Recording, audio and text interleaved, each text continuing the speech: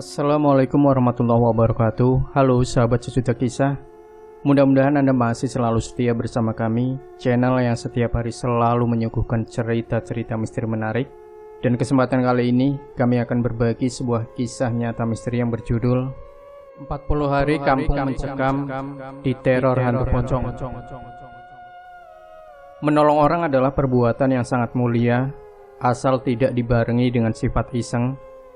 Karena kalau itu dilakukan bisa bikin repot orang sekampung. Tidak percaya?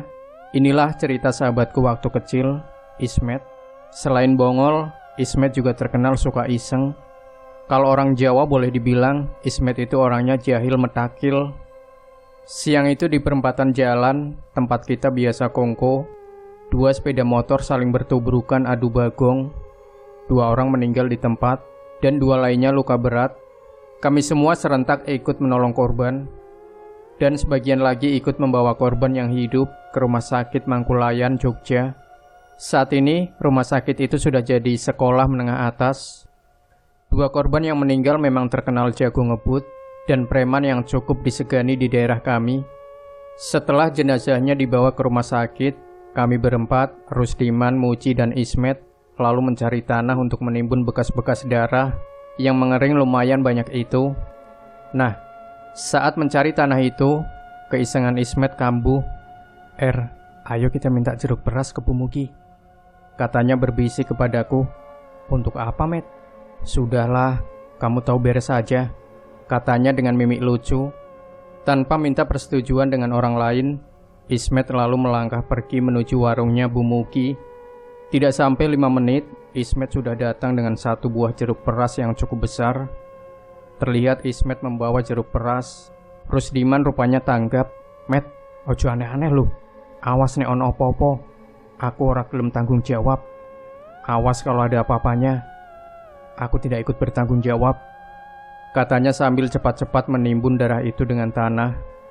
Ismet hanya cengar-cengir. Setelah dirasa aman karena bapak-bapak yang tadi ramai-ramai menolong kecelakaan sudah pada pergi, Ismet lalu mengucuri darah-darah itu dengan perasan jeruk nipis. Awas, rasa no kue PKD. Awas, rasakan kamu PKD, katanya. Rupanya trauma perlakuan PKD terhadap Ismet tempo hari masih berbekas di hati Ismet. Ya, waktu itu memang PKD dengan bengis mengusir kami dari lapangan bola. Padahal kami datang menyelenggarakan kompetisi sepak bola mini.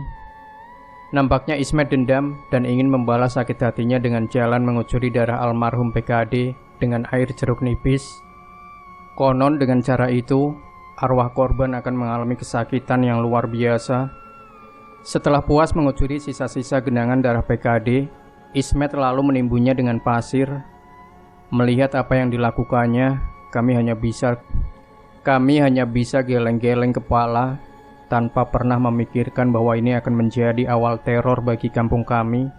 Nampaknya Ismet dendam dan ingin membalas sakit hatinya. Sorenya setelah puas bermain bola, kami berempat langsung menuju markas besar kami, yakni pos kampling yang ada di ujung perempatan itu. Badan yang telah membuat kami kehilangan nafsu untuk ngobrol ngalor ngidul, kami lebih memilih merebahkan badan dan tidur-tiduran saja untuk menunggu sholat berjamaah di masjid. Setelah selesai sholat, kami memutuskan tidur di pos kampling itu. Rasa kantuk yang datang sudah membuat kami lupa tentang tingkah laku iseng dari Ismet tadi siang. Sampai-sampai Mas Lutfi yang datang dan menawari nasi goreng tidak begitu kita sambut dengan antusias. Jadinya Mas Lutfi hanya pesan nasi goreng untuk dirinya dan Pak Hodo yang memang dapat tugas untuk kampling. Belum terasa lama kami tidur, ketika tiba-tiba Ismet membangunkan diriku. Bangun-bangun, coba dengarkan, katanya dengan mimik ketakutan. Dengan malas aku bangun dan segera mau tidur lagi, namun Ismet terus menggoncang-goncangkan badanku. Iya aku bangun, ada apa sih? Kataku sambil membetulkan letak sarungku. Begitu aku bangun, yang lain pun ikut bangun, termasuk Mas Lutfi dan Pak Hodo. Samar-samar terdengar suara lirih yang makin lama makin kencang. Aduh, perih,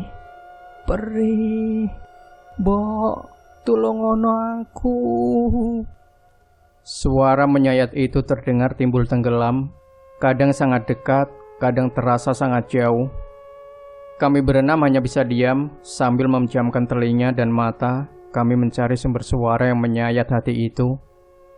Ismet yang terkenal pemberani dan suka iseng itu langsung meloncat dan memilih duduk di sebelah Mas Lutfi.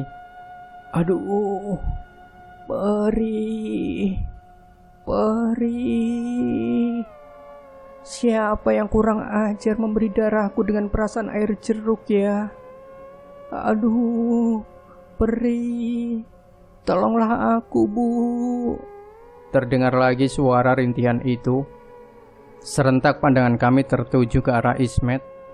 Kapok kamu, Met. Arwahnya Kardi alias PKD keluar, kata Rusdiman kesal. Belum sempat kami beranjak, tiba-tiba Ismet berteriak. Itu, persis di perempatan itu. Sambil tangannya menunjuk ke arah tempat kejadian kecelakaan tadi siang. Serentak pandangan kami arahkan ke perempatan. Ih, ada pocongan. Kali ini giliran Muji berteriak histeris sambil menunjuk ke arah perempatan. Masya Allah, kami semua melihat sosok pocongan yang jalan terhuyung-huyung agak melayang ke arah kami. Bulu kuduk kami meremang dibarengi dengan keringat dingin yang mengucur deras. Tolong, perih. Aduh, perih. Terdengar suaranya parau. Belum sempat kami pergi, pocongan itu sudah berdiri persis di muka kami berenam. Wajahnya hancur, tapi samar-samar kami tahu persis bahwa wajah itu adalah wajahnya PKD yang siang tadi meninggal di perempatan itu. Tolong, perih. Kurang ajar. Siapa yang telah mengucuri dengan air jeruk? Tanpa dikomando, kami berenam langsung loncat dari pos kamling itu dan lari tunggang langgang dengan celana basah, terkencing-kencing, menuju ke rumah masing-masing. Ismet yang terkenal badung pun larinya paling kencang sambil teriak-teriak. Tolong, ada pocong. Dengan sekencang-kencangnya kami berusaha lari, tapi kaki terasa sangat berat. Apalagi suara itu terus-menerus terdengar menyayat hati, persis kayak memakai earphone, nempel habis di telinga. Belum lagi aroma kembang kuburan bercampur kapur barus dan juga kemenyan dan bau bangkai seperti menempel di hidung kami masing-masing. Malam itu hampir semua dari kami tidak ada yang mampu finish di rumah masing-masing. Kami pingsan dan membuat geger orang sekampung. Selama hampir 40 hari, tiap malam kampung kami disatroni pocong korban kecelakaan itu. Rumah demi rumah didatangi. Ada yang didatangi di teras rumahnya, ada yang di kamar mandi, ada pula yang dipergoki di ujung jalan itu. Tak peduli rumah gedung atau semi permanen, semua dapat giliran. Warung Bu Mugi yang paling parah, sampai-sampai Bu Mugi ngungsi ke rumah familinya yang ada di Patang Puluhan. Berbagai upaya telah dilakukan, mulai dari mengundang paranormal sampai pengajian. Namun teror pocong kesakitan itu tidak berkurang, bahkan makin menghebat, sampai-sampai sebuah koran lokal yang bertiras besar meliput kejadian itu, lengkap dengan bumbu-bumbu penyedapnya. Jadinya kampung kami tidak saja makin terkenal, juga selama 40 hari penuh bagai kampung mati, tidak ada yang berani keluar dari rumah. Hampir semua warga lebih memilih tidur berimpit-impitan, dan tidak ada yang berani tidur sendiri. Sementara pocong itu dengan seenaknya bisa muncul dimanapun, tanpa kulonuwun dulu. Anehnya, setelah 40 hari teror pocong itu hilang dengan sendirinya. Persis pepatah, datang tak diundang, pulang tak diantar. Demikian sahabat Sejuta Kisah.